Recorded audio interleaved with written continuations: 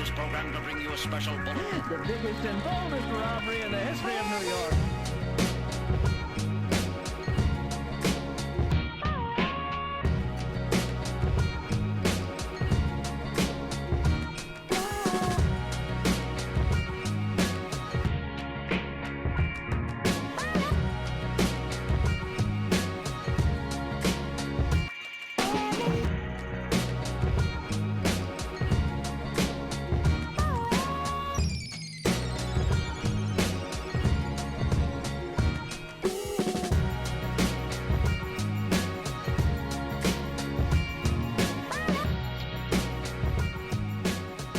Do you see where we are?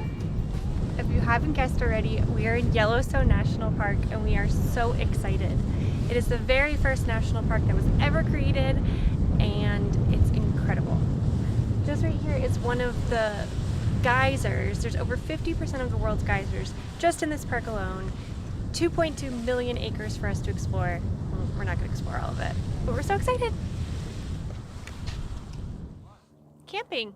Because if you're coming to Yellowstone, you're going to want to stay more than one day. Hopefully you have more than one day. We'll talk about that later. For now, let's talk about your options of camping. So there are 9 different campsites, we believe, in the actual park itself, and you can choose which one makes sense for you. It might be based on the size of your rig, because a lot of them do not allow rigs over 35 feet. So you're going to have to check that your rig is compatible with that campsite. There are 4 campgrounds that actually allow reservations in advance, and most of the time those are booked up to a year in advance. So if you're a planner, make sure you know when you want to go, and I highly suggest making a reservation.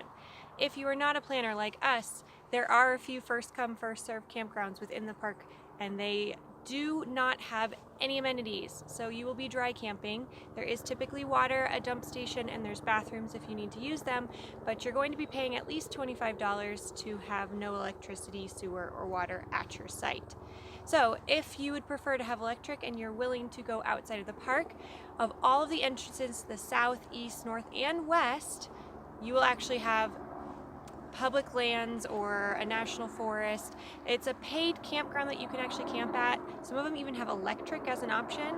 So we are just outside of the west side, or the west entrance of the park. We're paying $23 per night for electric, and we're about 10 miles from the entrance of the actual national park. So there's plenty of camping options. If you're not a planner, don't let that keep you from coming here even in peak season. It might be challenging to find a spot, but there's a spot for you. We interrupt this program to bring you a special bulletin. The biggest and boldest robbery in the history of New York. Holy moly! Today we spent walking around the different geyser basins that we expected to see lots of geysers, and we have, but we've also seen so many other formations. We had no idea that it could take on so many different shapes from the geothermal activity. For example, this behind me is actually a hot spring, which is kind of just like a beautiful warm pool of hot water filled with microorganisms. And you'll notice in all of the different formations, they're so beautiful with their colors. They have really vibrant shades of different colors. It goes from being yellow to orange and red and green and bright blue. And it's all because of the organisms living in the pools themselves. Sometimes there's bubbling hot springs that look like little pots of water just in the earth. And our favorite that we saw so far was actually like a mud pit, where it was a really thick consistency of mud. And because of the organisms living in it, it breaks it down and makes it bubble and turns it into sulfuric acid. And it's a really cool pit of mud.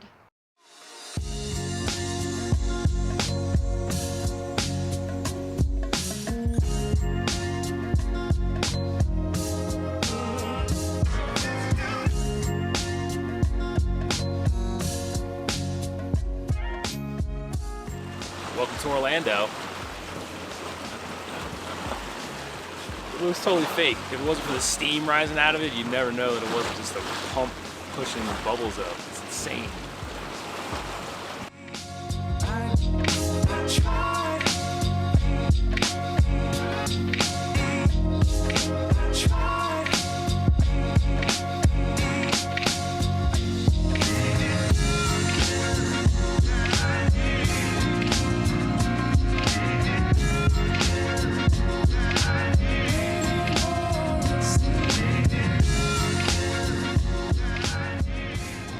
standing in front of the Grand Prismatic Spring. This thing is rad. If you just stare straight into the mist, the refractions of the sunlight bouncing off of the different bacteria colors and the pool actually change the mist into that color. It's insane. So if you're coming to Yellowstone between June and August, you're going to be fighting crowds, constant crowds.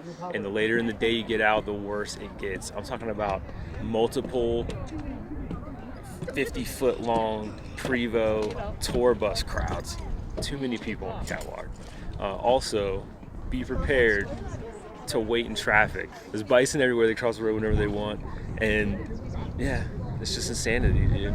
This is probably not the view you expected to see in our video, but we are at a repair shop this morning because yesterday our truck engine light came on and we went into limp mode, which means we can't go above 55 miles per hour. Not good for us and definitely not good if we want to tow the trailer, so we needed to get it fixed. But the good news is we have a motorcycle, and that's why we have a motorcycle, so we can enjoy national parks from the comfort of the bike, and we can still go into Yellowstone and explore some more. So today we're actually going to go to the north part of Yellowstone, which is Norris and Mammoth, and we're really excited to see what we're going to explore today. Give it up, gonna be alright, gonna be. Give it up, gonna be alright.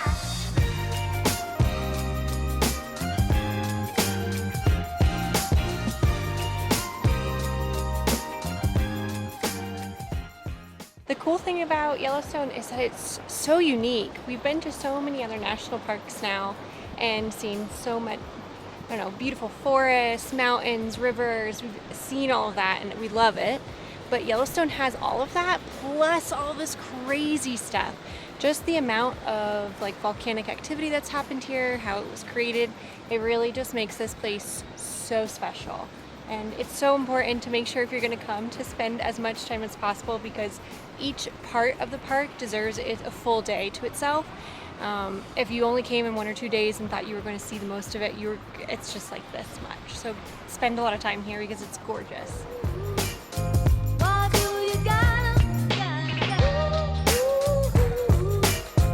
all night, so slow. Give it up, gonna be alright. So we're actually in the North Geyser Basin area of Yellowstone right now. And if there's any place in this park that you do not want to be a hero and jump off the boardwalk at, it's this one. This barren, like smoking pit behind me is actually called Solfatara. There's so much of a concentrated amount of sulfuric acid in the steam coming out of the ground here that it actually decomposes the rock around it. So if you jump out here, you could possibly fall through a very thin layer of crust and then be plunged into a pit of scalding mud mixed with hot steam. Not a good idea. So fun. We were walking down the boardwalk and we come to a geyser and we had seen a gentleman earlier who had been taking notes of different eruptions and we saw him sitting waiting by a dormant geyser, so we thought maybe we should ask if this is going to go off. And literally he said yes, it's set to go off any minute now, and it just started erupting and it was so cool. And now it's been going off. The first time it went off for about 7 minutes, which is a major eruption according to the gentleman that we were speaking with. And then he said literally to like a T that we hadn't left, we kept talking to him, it was so interesting, it went off again. And it's just such a cool sight to see. Ugh. It's awesome. Oh, also, the geysers change from year to year, so not all of them are exactly, that's why Old Faithful's Old Faithful's, because it's one of the only ones that has remained tried and true, and they can really clock the schedule for when it's going to erupt. But this one, for example, he's been coming here for years documenting when these geysers are going off and their habits and patterns, and this one's changed very dramatically from year to year. They haven't quite figured out its pattern yet. One time it went off for 23 minutes today, so who knows, but so cool to see.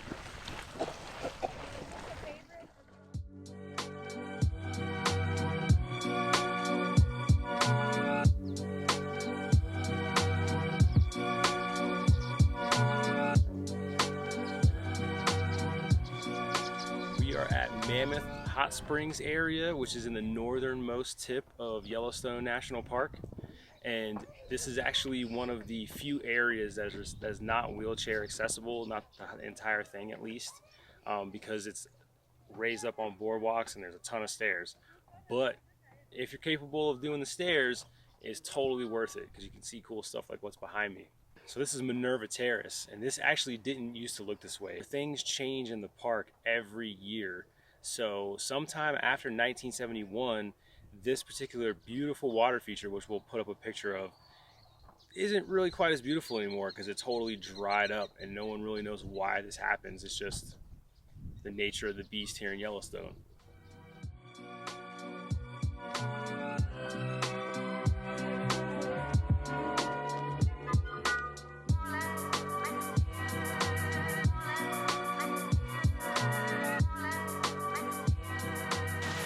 Every place we come to within Yellowstone, we think our favorite was the last one we went to, and then when we get to the new one, it's just incredible. I mean,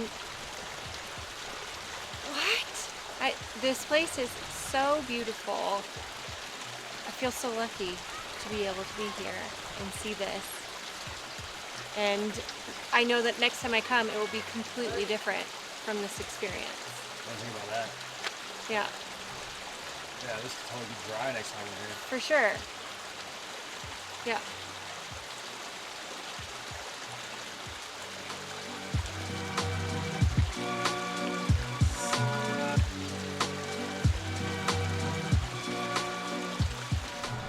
Update!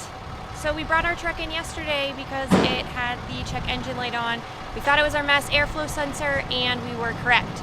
So it was a really easy fix, and we took our truck to Jake's Automotive Repair. So if you're in West Yellowstone or on the west side of the park and you need anything fixed with your truck or your RV, we highly suggest this place. They have 24-hour towing.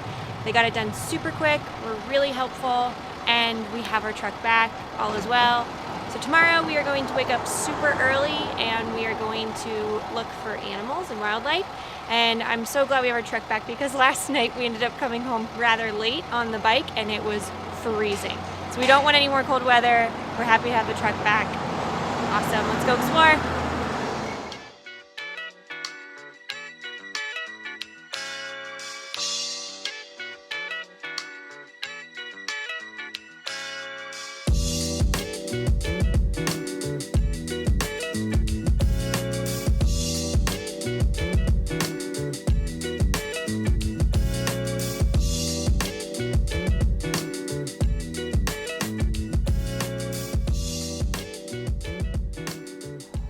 We are in the Lamar Valley right now, and it is absolutely beautiful. Just the time of year that we're here, everything's freshly blooming and growing, so it's super green, and there's wildflowers everywhere. I don't know if you can see them in the video behind me, but Lamar Valley, you can actually see the most wildlife within Yellowstone right here. So, of course, you're going to see bison, you're going to see pronghorn sheep, and some elk, but you can also possibly, if you're lucky, see some wolves, grizzly bears. So even though you see a bunch of buffalo behind me right now, there used to be none in this valley because we pretty much hunted them to extinction. I think there was only like 40 animals left in all of Yellowstone and none left in this valley at all. But now, after what was I think 1927, or the 1920s, they started a repopulation program, and it's really cool to see big old herds of buffalo just free roaming, wildly walking wherever they want to go in the park. It's really, really cool.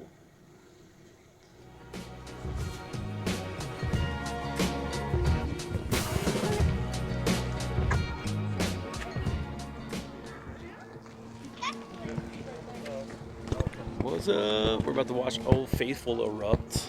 Should be super, super awesome. This is such an iconic, like, national parks, like, thing to do, you know what I mean? Old Faithful, let's do it.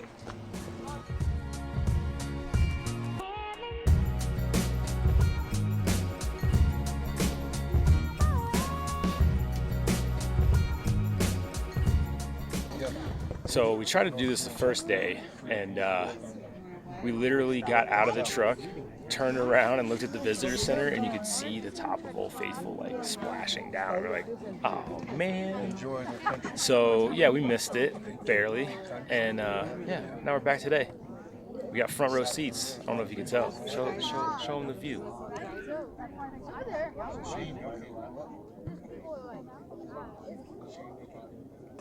If you want to know when Old Faithful is going to erupt or should erupt, you can actually check online. They have it all over. There's actually on Twitter. They actually have a link on their website. There's an app you can download. But you can also just go to a visitor center and they update the times regularly, or you can call in one of their hotlines and they also give you the information there. But once you're inside the park, there's really no service. So visitor center is kind of your best choice when you're in the park. But everyone's patiently and excitedly awaiting. It's like we're waiting for this big, I don't know, event. It's just very exciting. I feel very American right now. 4th of July style, super American, flag hanging high, Old Faithful.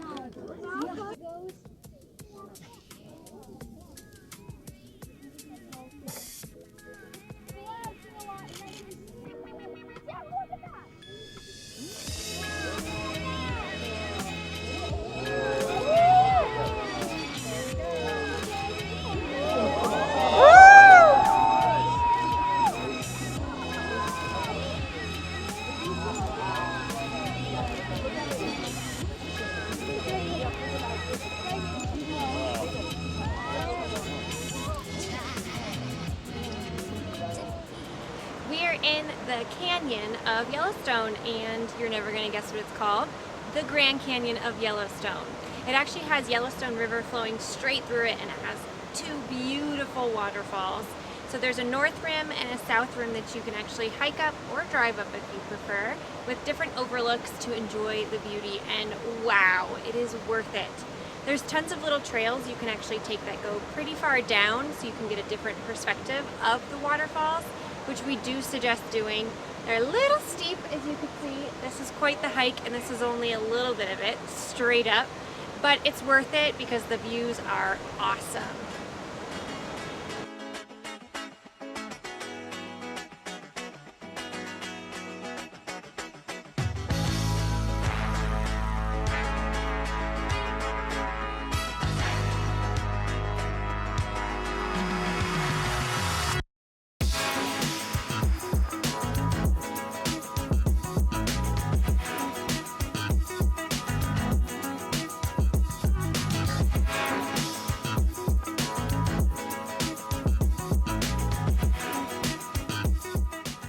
Today's bittersweet. We're leaving Yellowstone National Park, but we're on a bigger, better adventures. I don't know about bigger, better, but Well, we don't know yet. yeah, we haven't. Yellowstone was pretty epic. It was just such a unique park. It's so huge. So we didn't, even though we spent 5 full days here, we really didn't get to explore half the park. We saw a lot of the big attractions, did every boardwalk. No backcountry hiking though, so next time we come, we're definitely gonna be spending some time in the backcountries. We saw a lot of people doing trails and talking about what they saw, and man, it sounds amazing. They were beautiful, those little trails with all the wildflowers. It was just such a beautiful park, and we look forward to coming back again and having a whole new experience the next time we come. And if you haven't come, Well, it might be a whole new park the next time we come because the geothermal activity changes every year. So stuff we saw this time might be dried up. Could be all new geysers next time we show up. So who knows? It's true. Such a cool place. If you haven't come, get here. We're heading into Montana today. We'll be going into Kalispell and then to Glacier and We into got family Canada. coming in, so we're gonna hang out with some fam. Yeah. And yeah, do a bunch of hiking and hopefully see some ancient ice formations. Absolutely. So we have some good things coming for sure. Yep. All right. All right. Bye. Bye.